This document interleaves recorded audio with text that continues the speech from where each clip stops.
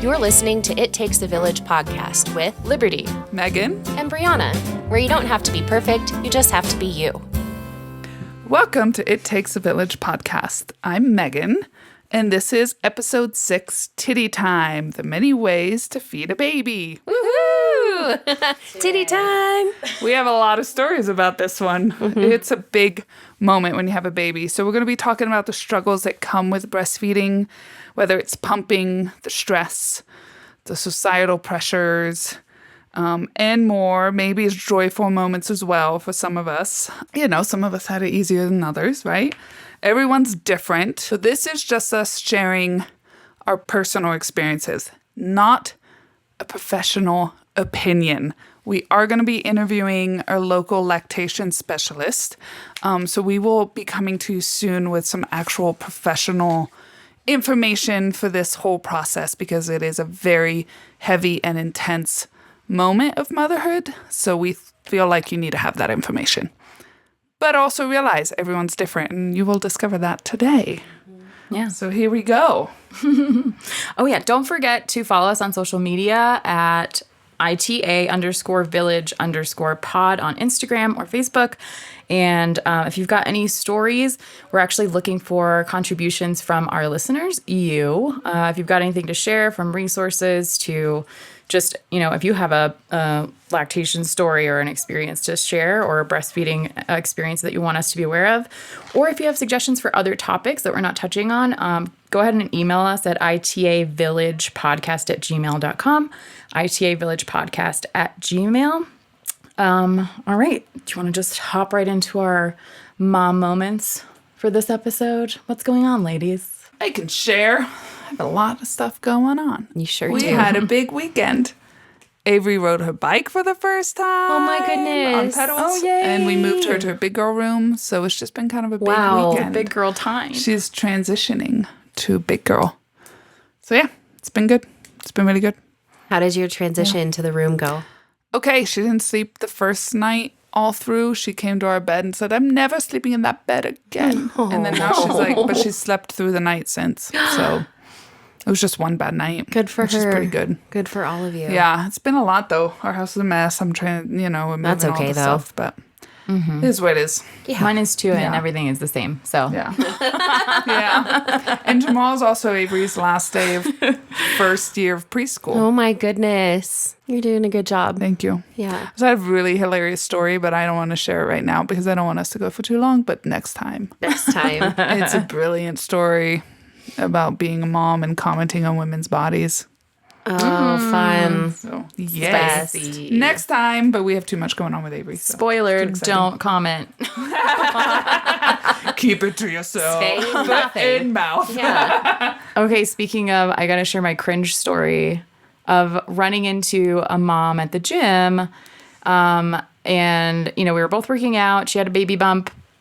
And I was like, oh my gosh, opportunity to talk about the podcast in our small town. I'm like, kind of creepy at this point. I'm like, that's a mom. That's a mom. I should go talk to her and tell her about the podcast. And so I walked over to her in the gym and I was like, good job. Like already I was like, oh, maybe I shouldn't say anything.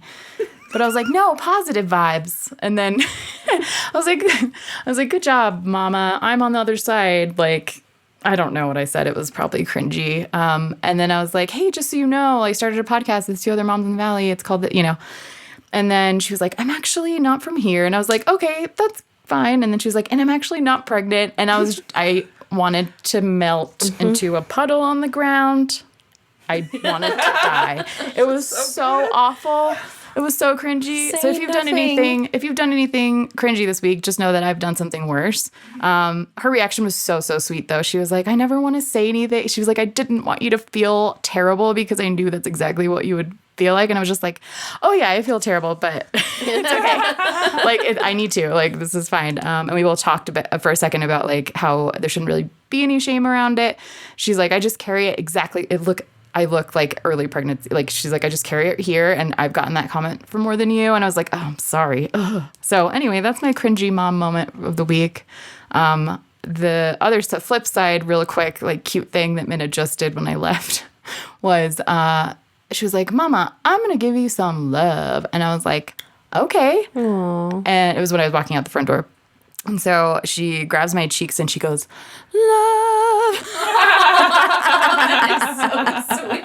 Like she was like Care Bear staring. I was gonna say Love she was it. like into my Care face. Bearing it into. I love that so much. That was really cute. Okay, I hope that vindicates my last story. Thank you. Okay.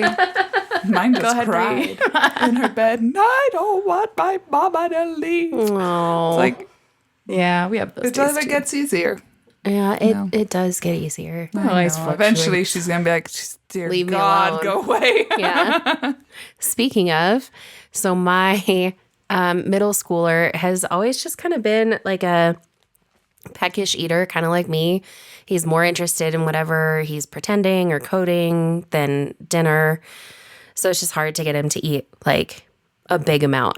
And on the flip side, Coleman, his cousin, has like had a hollow leg his whole life. He'll eat anything in front of him and like 9 of them.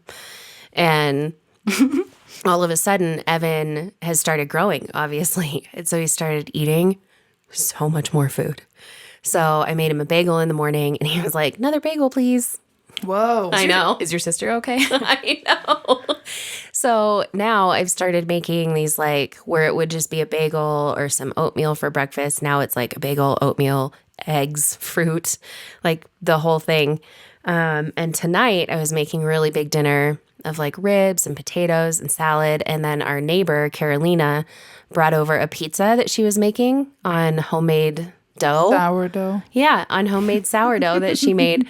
And it just like, it filled up our table. It felt like we were feasting like kings and everyone felt fed and happy and satiated. And it was a really good feeling. It just doesn't happen as often anymore. That like everyone had plenty for dinner. Yeah.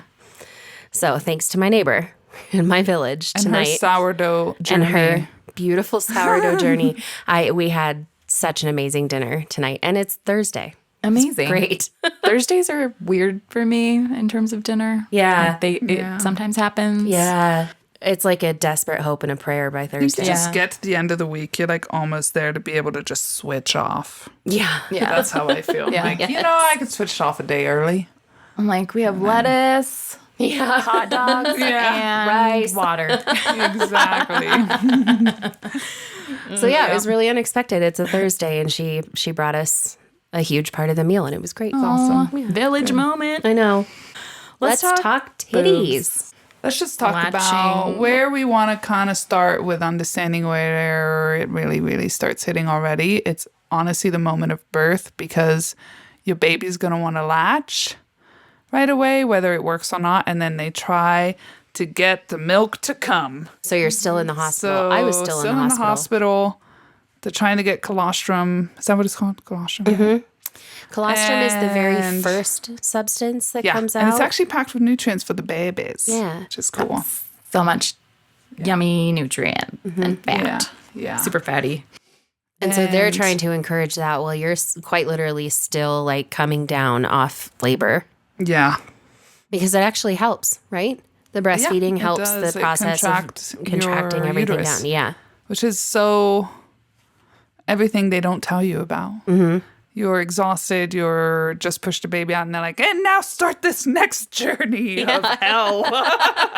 Yeah. Birth the parts that don't belong in there I and know. now shrink back down. I know. Put all your organs back in And the right keep place. the baby fed. Yes. There you go, through the night. Because that's the thing, they cluster feed. Yeah. At least Avery did. It was like cluster feeding, just constant. I don't think she ever unlatched for more than an hour at a time. Did you for a guys little do bit. the football hold in the hospital? I didn't. They teach you different holds. Yeah, so they didn't for me right away. I just had the traditional whatever holds Mm-hmm. and it didn't work. And it took like less than a day and they got raw. My left side was worse than The the nipples right did? because it was a different shape and it was bleeding and raw and it would burn. It was like this excruciating, really intense burn when she would eat. So it started giving me PTSD and anxiety. So when she would wake up to feed, I was too afraid to do it and I would freak out and it would I forgot about that burning so feeling. So sharp. painful. And it's from a place inside of you that you didn't know you could hurt from. I never expected that. Yeah. And they're cluster feeding, so it's all the time. And I forgot just about the like, raw nipples too. It's so Did you guys painful. have anything for in your hospital bag for the raw Yeah. nipples? Yeah, Like a nipple. I did forget the what I Earth used. Mama. and Earth That's what I did Mama. too. Was That's what I used too. amazing. We'll link that in our Yeah. resources. 'Cause- It's all of so many people have used. It's like the one that worked the best for and me. yeah, it's like tried and true. Yeah, they have nipple balm, and then they have perineum. Hang a bit of I don't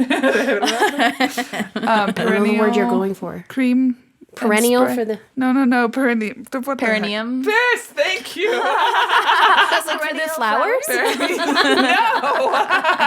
but it is perennial. for your flower. Your perineum. Yeah, they have also have like an ointment and a spray that you can use. That's amazing. The spray That has witch hazel in it. Yeah. Which hazel is where it's at. So anyway, we can totally, yeah. Earth Mama. Don't quote me because I obviously don't know what it is. No, I think that is the name of it. Yeah. But Earth Mama's great. Yeah, it's good stuff. So anyway, yeah, the cluster feeding. Yeah. So you started right when she was born. Like That was the first thing figured they out did. She kind of how to get her latched. on. You had some intense pain and some fear of feeding immediately. I had that pain for How quick when you say like first thing after giving they birth? brought her up for skin to skin and pretty much right then. Okay, wow. Yeah, it was quick. Because I was And on a she table and they did. took Evan. So it was a Yeah. minute for us. Like I did it that evening, maybe a few hours later. Yeah, they did. I mean, she did. Like, for me, it was really easy once I got past the fear of it because it burned for, I would say, at least a week, almost 2 weeks. So I Goodness. was afraid to get up in the middle of the night and feed her. But it does, they say it goes away. It goes away. It does go away. Like remember it was thinking all that. of a sudden, Over and over. it just started, it just like went away. It was so bizarre. It was like my body adjusted to it. It was so bizarre. like calluses. Like I feel like I it's can skin and it phantom gets feel tougher. it. Like, yeah. I know. I can feel exactly what it felt like. Yes, I can too. The burn. Crazy. Yeah. But it does go away. Yeah. And then it was easy. For me, anyway. So you said you also had to wait. I had to wait a little while until I could even try. Yeah, I can't even remember, obviously, because I was coming out of a C-section. So, like, there were a lot of drugs involved and coming off of all of that. And I remember being in the recovery room and telling my friend he was perfect. And then I remember seeing him again, like they brought him back and we did skin to skin again after the operating room. And I remember thinking out how big his mouth was. Like he had a fully adult mouth on a little baby head. Like I had some Like that drugged filter? thoughts. Yes. And then I don't remember. Then I was in my room and it was night.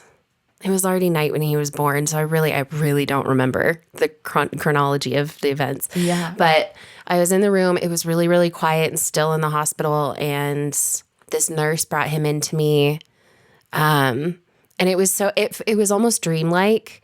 Like she was so kind and gentle and sweet with him and with me. And it was just like, I think it was just her and me, or Sam was asleep and she was trying to teach me how they latch and how to hold him.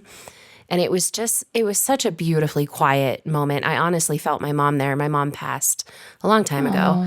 And having that very quiet, very gentle moment with my nurse where the entire rest of the hospital was quiet, it was pretty beautiful. Hurt like hell. Yeah. Oh my God. It's so sensitive, your nipple. For me, it felt like the burn was like deep inside. It did, like in the tissue. Like under down your armpit to the almost. nipple. Yeah. It like, yeah, there's something that like calls back into I know. something. It's pulling. It's I don't know what it crazy. is. But it burns. hurts. But it was a beautiful, very surreal moment for me because I was honestly still coming out of surgery. But it went beautifully. And I felt like my mom was there. And then I was like a milk fiend. They got like huge and hard. Did they get really, really hard? Yeah, so Avery was feeding Saturday morning. It was like 1:43 or whatever in the morning when she was born. Tuesday is when we went home on Monday, and by Tuesday the milk came in. So it took like 3 days. I can feel that feeling too. Right? It took 3 days of her cluster feeding and me being in the hospital calling the nurse saying, take her away or I will not be able to get out of here without, like, I was about to lose it. Yeah. So they took her away for like an hour or two just to give me some sleep. But it's crazy because it does come on. It's like, it's nuts. And the letdowns feel intense. There's some people that feel incredibly dark and depressed, like with letdown feelings. There's a name for that, and I forgot what it is. But anyway, there's lots of different phases. Like you get the colostrum, and then that's when they're cluster feeding to bring your milk in. And then 4-ish days later, you're supposed to get your milk in. Mine came in. But similar to Brieanna, I had to wait a little bit for her to come in because she was born and had like kind of inhaled different things that she didn't need. Yeah, meconium. Yeah. And so they had to kind of get her situated and making sure, make sure she's okay, breathing, do the vitamin K shots, all that stuff. It takes time. And I think it just took a little bit longer than I expected. I don't know what I expected. I didn't know what was going on, but I was kind of just laying there. And I don't know if you remember, if you listened to our first few episodes or the birth episode, sorry, not the first few. The birth episode, I talked about how it took me a really long time to get to a point where I could give birth, but I was in early labor for a really long time and couldn't sleep for a long time. And so I was so exhausted by the time she was born. Like I had slept for 3 hours after getting an epidural, but then she was born and your body's exhausted no matter how much you've slept before. And I was just like really running on fumes and I was so tired. And so by the time they brought her in, I was like really happy to see her, of course, and was like freaking out. But I really just wanted to sleep so bad. So she slept next to us. And I talked to the nurses and I was like, can you just give her donor milk? Like I need to sleep right now. I cannot start this process right now. And they took her, gave her some donor milk and let me sleep for a few hours. And then we tried again. And it was like in the middle, it was like late night, early morning. Even know that was an option. Yeah. I mean, it depends on the hospital, but yeah. They offered it. And like they tried to get me they were asking for me to pump. And I was like, nope, I need to sleep. And because it's like you just finished a marathon and then they're like, cool, keep going. You have one more marathon. Yeah, you need to like just keep running this last 10K or whatever. So it took a while and I didn't even start the process until like a weird hour of the early morning, but it wasn't like light yet. It was just super in the middle of the night. And I remember trying to latch her like the regular, just like cradle position. And my boobs are large and they're just all over the place. And I kept thinking, I was like, oh my God, I'm going to like suffocate her out the gate. Right. Like, and you need, she's just going to be like, you need them to be like taut enough for them to latch onto and like pull out. Yes. By the way, guys. So if you have big titties or stretchy titties, it's very hard. And you don't know this. I didn't know what kind of nipples I had. Like there's all kinds of things that you need to find out. And there's like things I saw later on online where women had cut holes out of sports bras that had big boobs to give it that like tighten it up so they could like latch onto it. And I was like, oh my God, I wish I knew that. It's before. like the Regina George of breastfeeding. I like it so much. I remember they just like, with no hesitation, the nurses like pinched it and just shoved it in there. I was like, wow. And you're right. You don't know what kind of nipple you have or what kind of mouth the baby has. Yeah. She had a tie, like a lip tie on the top, and we didn't know it for a long time. Oh, shoot. How long? Until it didn't matter anymore. Until I was done. It comes really far down. It's genetics. Apparently, her grandma had it. But it went okay with breastfeeding? I'm gonna too. Mine was fine. And they didn't cut either of them? No.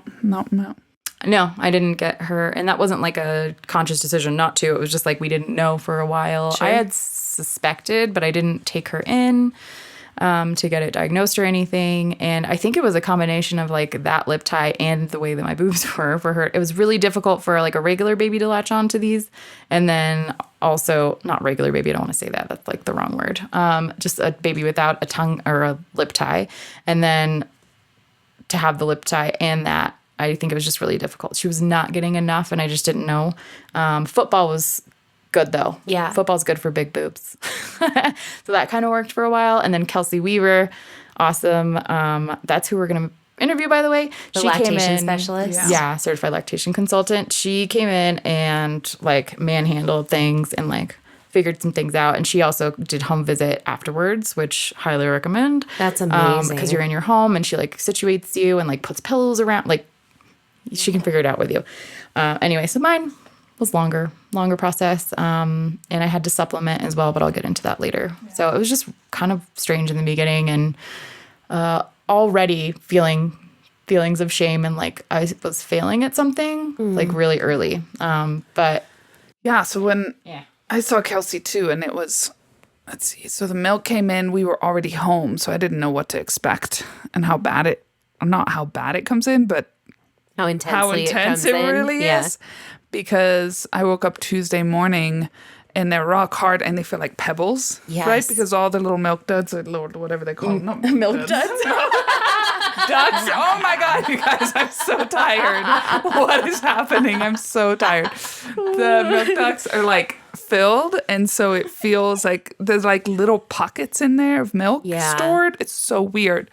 It does. It feels your boob has never felt like this before. It's so bizarre. I didn't expect it ever, and I couldn't like milk duds. Honestly, though, I know. Maybe like that's you where stuffed the some name's milk from. in there. Oh, that's so messed up. Someone's like, you know where I've felt this before. Ooh, go ahead. No, it's fine. I couldn't get Avery to latch because it was so hard that there was nothing to latch onto. It has to be like a happy medium. And I was panicking because we're like, they're gonna explode. They're gonna explode. I felt like it was so bad. And Tyler's like fumbling with the breast pump, which I should have. They always tell you, bring your own breast pump in the hospital. Have them set it up for you. You should do it. So we were going to do that. And then they're like, oh, we have a Medela too. And they wheeled it out. And it is a different type of Medela. Yes. So it didn't matter. Absolutely bring your machine. And so or whatever you're using. Yeah, Tyler's fumbling and fumbling. We just wanted to be able to get a little bit out so she could latch. Yeah. But thankfully. Release the pressure a little bit. Yeah. So she's crying. I'm freaking out. I'm in pain. He's panicking. And we're like, you know what? Lactation appointment is in 30 minutes. Good. Let's go. Great. Because we just made it for first thing in the morning. So we just powered through until we could see her. And then finally, Kelsey helped me figure out the different ways to hold her. I had to do football for the left and then regular for the right. I did too. Yeah. For the left because one. Because they're different. For everyone for the left Everyone one. on the left. Yeah. I did, football. I had to do football on the left, yeah. We all have football on the left, boo. I know, how funny. And then he would do the cradle on this Milk one. duds and footballs. Put that in the episode description. How funny, I'm though. so sorry I got that wrong. That we all had the same side. Yeah. You should hashtag football it and make a lot of money. See what happens. Yes. Hashtag milk duds. So we talked a little bit about latching pain, somewhat about tongue ties. We talked about some cream that you can put on. I wanted to mention one thing too that worked for me that again, with the shame and the false dichotomies and not using this and doing that is going to hurt this or that. And I used a nipple guard because it was so painful. And yeah, I just didn't power through it. I was like, no. I was like, this is so fucking painful. I can't do this every day. It was keeping me from wanting to feed her and I wanted to pump more and not get her to latch. The nipple guard is a piece of, I don't want to just say plastic. It's a specific type of plastic. Like a bottle nipple. Yeah. And it goes on your nipple. Oh, cool. And it's clear and it has holes in it and it just protects your nipple. Oh, that sounds great. I think the warning is that you don't want to exclusively use that so that your nipples aren't forever sensitive. Right. So I would use it. I would alternate. I would use it and then I wouldn't use it and then I would use it. But it did help make it less terrifying because I was already struggling. I was feeding for a long time, on each side. I remember it was 10, 15 on each side. And I was like, okay. And then I would let her go longer because she would fall asleep so easily. That was so frustrating for me. I remember talking to, I don't know who it was, but someone was like, oh, we'll just turn the lights on or splash water on their face. Dude, which feels so mean because you're just getting ready to you just like love It's this little thing. soothing. And they look so peaceful when they're sleeping. And it's totally normal for them to fall asleep while they're feeding, right? Like it's not a problem if they do that, by the way, anyone who's freaking out about that or being told that it's bad. It's fine, but it is annoying when they need to eat long enough. You know they haven't had enough. Yeah, and so I was like trying to wake her up and like sometimes I would just let her sleep because I just couldn't. I just felt too bad, and then I was like, oh my god, she's not getting enough food. But anyway, so the nipple guard helped a lot on my end, and we made it through. And yeah, so how do you guys feel about schedules and the time management and like sleep deprivation overnight? Like, there's just a lot of time commitment to this whole process and tracking schedules. I just remember tracking and like you said, even like how long it takes. Like you think, okay, I'm going to be feeding every 3 hours and then changing a diaper and burping and all the For things. some, it's every 2. But then you forget, but then not forget, but you don't factor in how long the feeding actually takes. So you're up with that baby for half an hour, if not an hour, and then it's 2 hours until they're up next, or 1 hour. And I remember that being a surprise, like expecting to be on that 3-hour cycle that I knew about, but not having to factor in how long the feeding actually took and then how much less time that actually gave me in between. Yeah. To do anything. Because you don't get 3 hours in between. There's a whole amount of taking care of them. You get 2 to 1. And then you're just laying there trying to sleep and you're like, Anxiously trying to think of what would be better to do with that time. Yep. And so I remember being surprised by the amount of time it took and trying to schedule that in. And I really went off the deep end with like tracking and scheduling. Like I had a little notebook. It was like a little red notebook. And I tracked. Obsessively? Yes. Me too. Obsessively. And like I knew how many ounces he was eating and how much poop that resulted in. It was, obsessive. I think it gave me the sense of control that I needed. Yeah, that's why I was the doing upheaval of everything. Like, did I ever reference it again? No. Did the doctor ever ask for it? No. But did it help me feel like I was like successfully taking care of my child? Yes. Yeah. And like you start on one side and end on the other. Yeah, and then you document down. all of it. But like after so many doctor's appointments of them really not asking you for it, you're just like, maybe I don't need to do this anymore. It was just control. Yes. For me. Yes. It was never information that anyone asked for. I didn't think it was at the time. But it was. It definitely I was. really did just wing it. Yeah, That sounds better. nice. But she was Better. That sounds mean, nice. Well, they're going to I tell got really you. lucky, and They Avery, do tell you. Yeah, Avery was easy. She was every 3 hours on the nose. She had really distinct cries, so you could tell. It was like so easy to just know she was fine. She had enough. She would stop eating when she had enough. It was usually about 20 minutes per side. She seemed fine. I just kind of went with it. That seems Yeah. nice. That's awesome. That's what we want. Yes. And it kind of, and then when she started sleeping through the night, which she started doing pretty early, which was lucky, I freaked out because I thought my supply is going to dip now that she's sleeping through the night and not eating.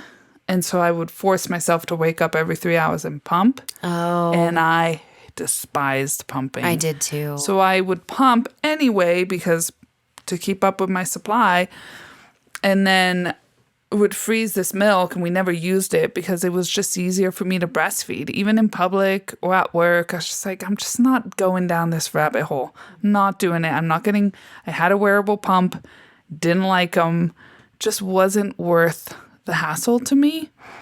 I think everyone's different, of course. Like I know Abra did the wearable pumps a lot, and it worked for her. Some moms exclusively do Some pumping. moms exclusively pump. For me, it was exclusively breastfeeding because to me, it was just easier. It was less stuff to carry. I'm not shy about just pulling up my shirt and, I was extremely shy. I just was like, but that makes sense with your background. Yeah. Do you know what I mean? For me, it felt like I was like parts of me were exposed to the world that the world had never seen before, because that's true. And then everyone was Yeah. looking at you. And that everyone was looking judging at me, and it wasn't so much that I felt judged by them. I felt like I was making people uncomfortable. Oh, yeah. Like what I was insisting on doing in public was, like you felt you were being a nuisance on yes, them. like which I was the problem. yeah. Not like they were the problem for judging me, which I've grown so much since then. But this was still early on in my life. I was 28 and still sorting out what I thought. Yeah. So when I was breastfeeding, I did feel like I had to keep myself covered, and I used those blanket things that like wrap around your neck and over your baby. And I lived in Los Angeles, and it did not matter how hot. Like I would sit there covered in the back of my car, breastfeeding, like in shame. And I now look back at myself as a young mom being like, oh, it would have been okay. Like you could have just pulled your boob out at that table there and everyone could have had lunch. Like it would have been okay. And there were so many times I bent over backwards because, I felt like I was the problem. I was making people uncomfortable. Meanwhile, I'm sitting at the front desk at the GAC. Boob blazing. I'm sorry. You can look. But I'm honestly, feeding my watching baby. you be a young mom when my kid was like 5 or 6, it did readjust some things for me, being like, oh, I really could have done that. Like I didn't have to track everything, and I could have just whipped my boob out while talking about art meetings. And carried my baby in a carrier everywhere. fed them in a Exactly. carrier. Like I could have did done not. so many things that I didn't. And it's interesting because we did have infants and newborns in different eras, but just the things that you were able to be like, fuck it, I'll do what I want. It makes me look back on young mom me with a lot more grace. I also think it's like everybody's different. And Yeah. But this wasn't like how I felt best. Like I was hot. Right. Evan was hot. Right. You know? It was purely out of social Moms pressure. in hot places, how are you doing? Yes. Yeah. You have sweaty boobs? It's okay to whip them out anywhere that you need to. Yeah. To feed your baby a meal. Yeah. And you don't have to put the cover on, and it's going to be okay. I'm sure I offended some people along the way. I don't know about it because nobody told me. Yeah, no one said anything. No. I just did There it. was somebody, if you're part of the Colorado Hiking Moms group, there was a story of a woman who breastfed her child at a restaurant, and the restaurant like openly made a fuss about it and like made a big deal. And Oh my God. I'll find the name of the restaurant. Don't Yeah, go there. Gross. Yeah, why would you do that? It was awful. Anyway. Once I arrived in the Gunnison Valley, I did feel a lot more relaxed. Yeah. I feel like and there's more less earth mamas out noticed. here. Yeah, and less noticed. Like, I don't know think how the to only explain thing it. is, I mean, if I was pumping as much as some moms do, unless because I had the wearable ones, but I would definitely find a private space for that. Pumping is weird. It is weird because it pulls your And boob it's into the very, thing and your like- nipple all the way out. I used to even go hide away from Tyler, like at home, and it wasn't that I felt like I had to. It was more that just It's I vulnerable. protecting the intimacy. was very much like, I hate how this feels and looks right now. Like I don't, and if I'm gonna suffer through it because I really, really despised it that much, I'm gonna be watching a show or reading a book and doing something I love. Because so I would myself. just go to my cozy bed with my pillows and be happy and pump for longer than it took my baby to just feed, Yeah. which was more frustrating. So, but yeah, so I would, going back to that, waking up in the middle of the night. oh, yeah. Dr. V was a lifesaver because I thankfully told her at my next appointment, Avery's sleeping through the night. However, I'm still waking up. I guarantee, I promise I'm still waking up every 3 hours so I can pump, so my milk supply is still there for her. And she just looked at me and said, you're doing what now? Like, do not do that. Your milk supply will adjust. You need to trust your body. Yeah. That's what they're made for. So that was a huge just relief of, okay, you know what? I'm not even going to worry about this anymore. Yeah, because If they're she's getting what telling they me need. that, I need to have a little more faith in my body, and I really didn't at the time. And granted, like everybody's different, but I got very lucky, and But your body is changing through the whole thing and giving them what they need. which is So your body, wild. like, formulaically knows that they're sleeping longer, getting the nutrients that they need. So your milk will then become more nutrient dense. So your baby can have your milk and sleep longer, and so Yeah. can you. It's so crazy. It's It's crazy. the same when they're sick. You Yeah. have like The antibodies. your nipples can like pick up on that, so it tells your body what needs to be in the milk to make them better. Yeah, it's wild. So you really can trust what's happening. But also, yeah, it does look different for every mom. It's not going to look like Megan's journey. Yeah, talk to your doctor about your concerns. Just talk to them and share what you're going through and why you're worried about it, so they can hopefully give you a pathway through that, you know. Yeah. So my pathway was, you go to your regular checkups to make sure that they're growing at the speed that they're supposed to or gaining weight at the right rate. And Minna was not. And she was pretty thin, like her first 2 months of life. Looking back at pictures, she was so skinny. So she was getting something, but not enough. And she just wasn't growing fast enough. So Dr. V recommended supplementation. And that's when I realized I had a complicated relationship with the idea of, in my mind at the time, quote unquote, failing at breastfeeding. Yeah. And then like formula being like a second choice, you know what I mean? Like a lesser than option. And I don't think I would have thought of myself as someone who was like, and I wasn't anti-formula, but when you're faced with that situation, it really, you kind of reckon with your own internalized judgments and things like that you because didn't really I don't think know. any of us would say out loud, I'm anti-formula. Yeah, but or you're I'm like, anti the moms that have to choose it. But it's true, once you're faced with it, and there are so many walls, you're like, am I Am I an asshole? Yeah. Right. Or is it just, I really hoped that it wouldn't come to this? Yeah. Or is it just that you're, quite frankly, I don't know that I had enough information because I was just like, oh, like my boobs Same. this is so wild that I had this thought process in my mid-30s, by the way, educated. I was like, my boobs are big, so like they should be fine. They'll create enough milk. Like that's Full just of milk not, duds. and I had full of milk duds everywhere, just spilling out. But yeah, and I had been told that's not how it works. And I was like, but mine will. You know what I mean? Because my mom's did. Like, my mom's worked perfectly fine. Everything is fine. I'm sure it didn't. I'm sure she has a story I haven't heard. You know what I mean? So, Also that. Yeah. So, I had to supplement. I had weird feelings about it. I had weird feelings about my weird feelings about it. Yes. Because I was like, why are you judging? Because I wouldn't judge another woman for doing that. Yeah. I'd be like, yeah, girl, do what you need to do, And you know? it's And so for blatant me, that you're again, judging holding yourself yourself. to like crazy standards that you don't hold others to. So that whole process, that was interesting. But she plumped up so quickly. I pumped and I like, I guess it's triple feeding, like supplementation, breastfeeding, pumping, because I wanted to Wow. keep my supply Good for up you. because I wanted to try to keep providing breast milk and see if And I there could is get my a connection supply when they're back. feeding from you. Yeah, and I didn't want to let go of it, and I had the flexibility of working from. I didn't have to work until about 6 months in, but working from home, I could pump easily from my office or downstairs, and so that's another like hidden benefit of having that flexibility and being able to work from home. Not everybody has that. A workplace is abysmal sometimes. They're like, here's a closet. you It has a remember tiny window. SDL? Yeah. It was a closet. Yeah. I had They a tiny turned closet at the into- bank I worked They were at. like, oh, Like next they're to a mop. requiring us to provide a lactation room. Yeah, that was requiring us. essentially my situation when I moved from Los Angeles. So when my son was around 3 months old, my husband lost his job in Los Angeles. And we immediately couldn't pay rent, like immediately. It was expensive and we had to move right away. And our backup plan was always to move to where my sister was. It just happened to be the coldest city in, I don't know, North America. I can't remember. It's too That's about cold right. here.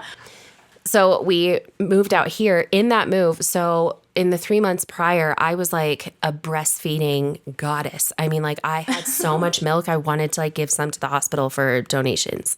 And like I was filling up the freezer. I had pump and dump reserves. You know when you pump and you're like, oh, look at all that. Yeah. And your little I milk filled one jars. of those fucking 5 ounce And it things. feels- I felt like a queen. So, I know, yes. it's My great. right one would fill it. My left one would be like, meh. I remember. So it was going like that for me. I was getting so much, and he was chunky. He was like a sea-level baby. And then Sam lost his job, and we had to move, like uproot our entire lives. So there was already that trauma. Evan was 3 months old. And then we promptly arrived here and all got the stomach flu. So Evan included. So all just threw up for a week. And then my supply was tanked. Like just completely dried up. I was stressed. I was sick. And so then I started to like panic and do anything I could to get it back. And I tried the tea. There's this tea, mother's milk tea. Yeah. I tried supplements. I tried these cookies you could make to make your milk supply come back. I tried everything I possibly could, but I was so stressed about it coming back that it was just getting worse and worse. And so then I started like panicking, pumping to see if I could keep it regular and like the demand going while Evan was still recovering. And I just lost it completely. And I mean, I like clawed my way away from formula before finally arriving at the fact that he needed to be fed. Like when all is said and done, they need to be fed and you need to be healthy. And I was the added stress. It's like this catch-22. Yes, right? and it makes it worse. Like, oh, it's the worst. Yeah. And then it gets drier and then you stress out more. And It's finally like trying to get pregnant. Just breathe, Brie. And when I finally like accepted it that he needed to be fed first and foremost, and that was my job as his mom, he started gaining weight. He started really thriving. I felt better as a mom. Like it was an immediate weight off my chest after I finally had the discussion with Sam. Like we need to switch over to formula and I'm not a failure. And once that was said out loud and accepted and I saw my kids start to thrive and be fed, I just felt proud of myself. But it took so much fighting to get there. Yeah. Once I accepted it. Yeah. And so I was like, well, yeah, it's almost like you have to see it play out and actually work. I don't know why we wouldn't believe that it would work. Yeah.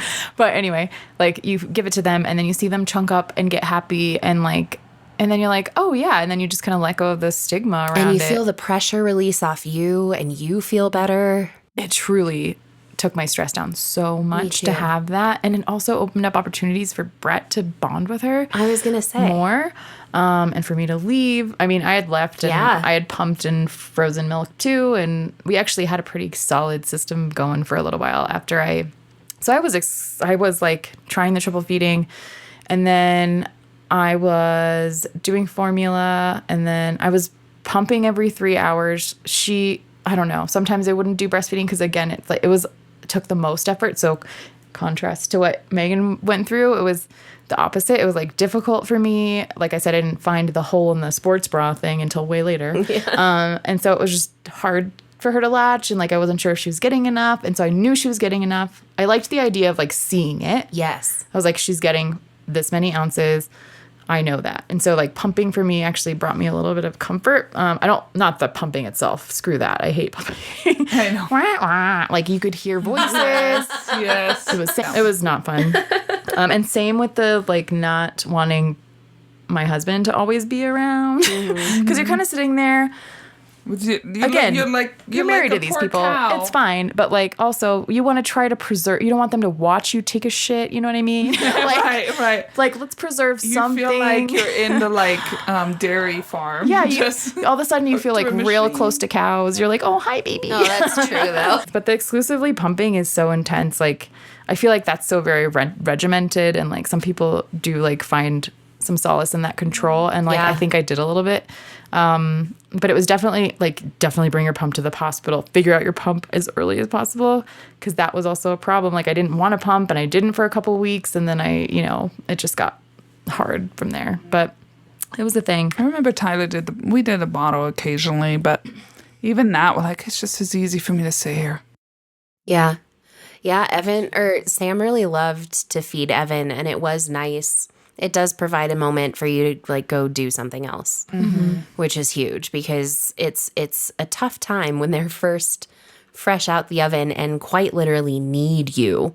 Yeah. Like they're still feeding off of you to survive, and they're here, and your partner's trying to do everything they can to support and help, but they need what's inside of you to keep living. And it's cute photos of Tyler feeding her. And even just seeing the milk at the different stages was a different color in the bottles because of where she was at in life. It was so wild. It's amazing. Yeah. There's some really great, just like anything on the marketplace here. I just remember being able at one point when I was done breastfeeding to give away my stuff. And I know everyone's like, don't take secondhand, but like you can sanitize it, just Yeah. like be smart about it.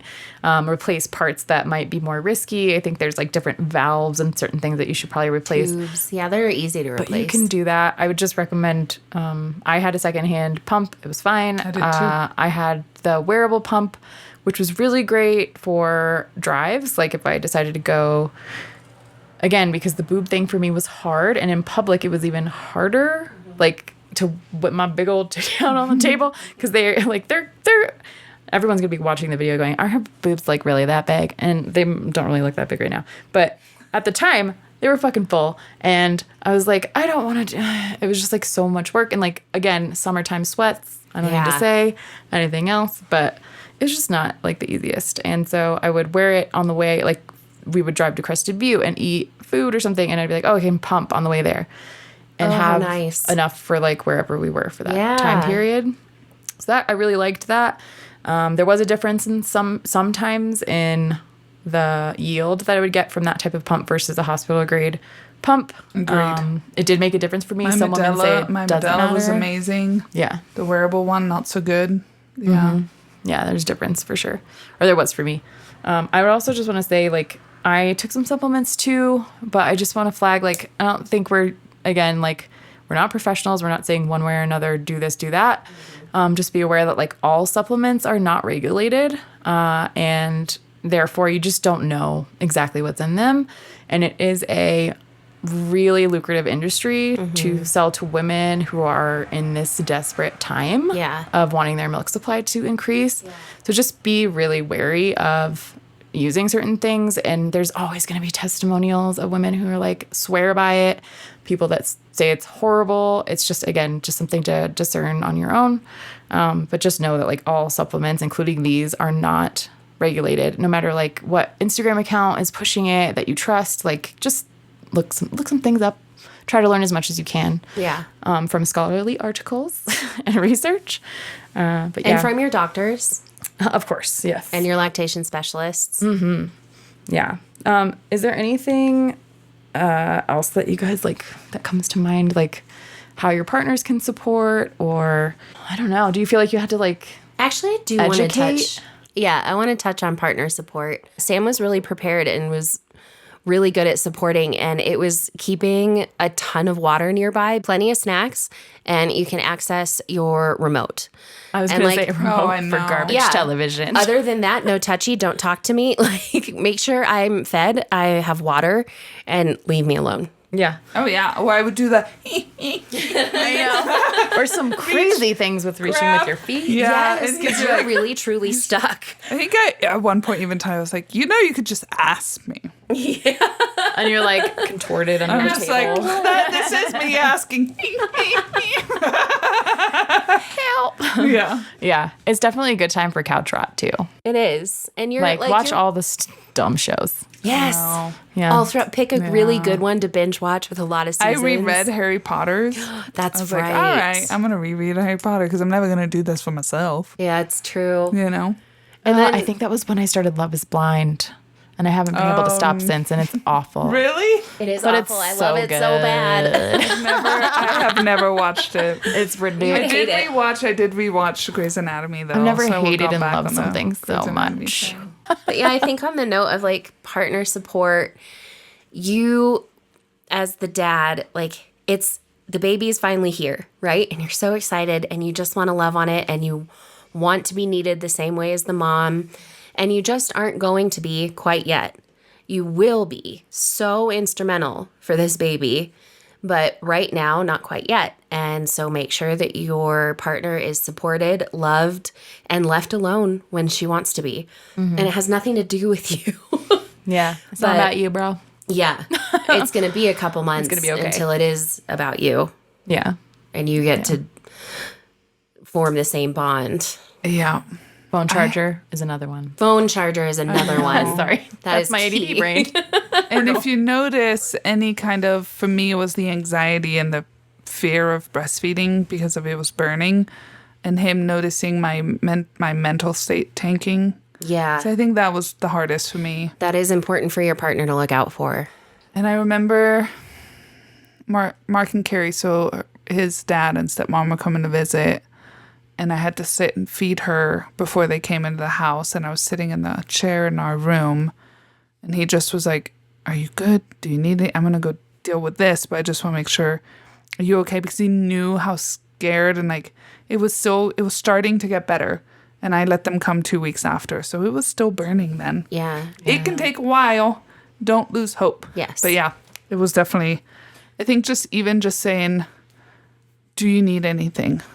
And being the Right. social shield, right? Like, I'll take care of them. Yeah. You just focus on this. Yeah. You'll be here. That's amazing. Yeah. I think that's huge. I agree. Because family's coming. They're all going to be up in your business. And shielding all want that to hold the baby. as much as you can. And you yeah. are just kind of like, don't want, like, what? And you're like edging up on when you need to feed them, and family won't leave your house. And then if you have friends that are breastfeeding and you have great tips with tools that worked well I thought for you me, said like great tits. Me too. oh my god, I got all the you can words show them tonight. off. But I actually did say tips that time. You did. Like Abra did this for me, where she had this amazing purple sweatshirt that a friend got her that had invisible zippers on the side, and it was super fuzzy on the inside, and it was super cute. And so she shared the link with me and was just like, "This thing is a freaking lifesaver, I'm telling you." It was my favorite sweatshirt, right? And so that's then once amazing. you find that thing that kind of brings you comfort too, and it was easy to breastfeed in, and Yeah. I felt, little things like that can go a long way. They sure can. One other thing is flange sizes for your pump. I know nobody Oh, tells yeah. you this. It's hard because you might think like, oh, I don't have supply or this isn't working. A lot of the times it's the flange size because the standard size is bigger than most women's, and it's not standard. Like, it's really not. It's too big. Like I was saying earlier, how many times can Liberty say big boobs? But I have larger breasts and like larger nipples, and so you think, oh, I need a larger flange size. I didn't. I needed smaller. Like, it is not based on your areola. It is the smaller part that comes out. Yeah. Also, okay, I'm just remembering things. Because then it actually gets the pull it needs, right? Because Yeah, it's exactly. all about getting the right pull. suction to pull them out. I remember looking down and getting the right flange size and being like, oh my God. you can feel the 'Cause difference. It will it's come out if amazing it's when the it right comes size. out. It's Yeah. like, holy shit. Watch videos. I think Legendary Milk on a Instagram good is a idea. solid account to look at all that stuff. Measure your nipple size. They have a way to do it. There's also something called elastic nipples, which I also had. So I had like the wrong flange size and elastic nipples, and that prevented milk from coming out of my pump for a while. And I was like, what's going on? And then I got a smaller flange size, and there's gel inserts that you can put in that will help Nice. push, like keep it in so it doesn't suck your whole nipple and your whole areola. Because that's what elastic means. It's just sucking your whole areola in, Yeah. which is awful and painful. But yeah, so there's options for that. Just, if you have any questions, again, email us, itavillagepodcast@gmail.com. You just have to trial and error it. And when you're already overloaded, it's really difficult to do that. And that's why people ditch pumping sometimes, because it's just too much. And that's why it's like bring your pump to and figure it out as early as you can so that you're not spending so much mental Show your load. lactation specialist. Yeah. Yes. Yeah. Hey, hang in there, ladies. If you're breastfeeding there. right now and you're struggling. Don't give in to societal pressures. There's no shame in feeding your baby. Yeah. Any way you can feed it. Yes. Yeah. Amen. Fed Just baby not is a happy cereal baby. in the milk Just bottle. not Yeah. cereal in Not the cow's milk. bottle. Oh, and here's a great tip if you're pumping, and I don't know why I didn't think of this sooner, because another pain in the ass part of it is the dishes. The So washing when everything. you- partners wash the stuff. Yes. Yeah. Well, after Bottles. you've done pumping, if you know you're going to do it later, I would just put the milk, the container, I would put the milk in the little bag, and then I would just put the container back on the flange and stuff, whatever the other part is. Pop it in the fridge Yeah. so it stays Yeah, fresh and much doesn't better. sour.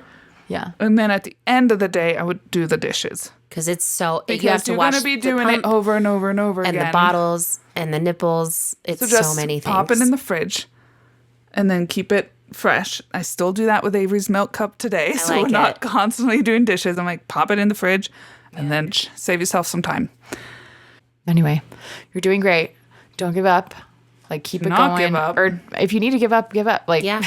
On the breastfeeding part. If you- It yeah. is not worth your mental health No. to keep it It's going worth for both of everyone you being else's gain healthy. or everyone else's benefit. You and the You are baby the deserve, important part.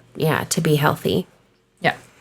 With that, I want to remind you guys to check out our Instagram. Please give us a follow. That's where we put everything about upcoming podcast announcements. And then when episodes are dropping and any kind of fun behind the scenes reels or stories that we have to share, give us a follow. It's ITA_village_pod, and that's on Instagram.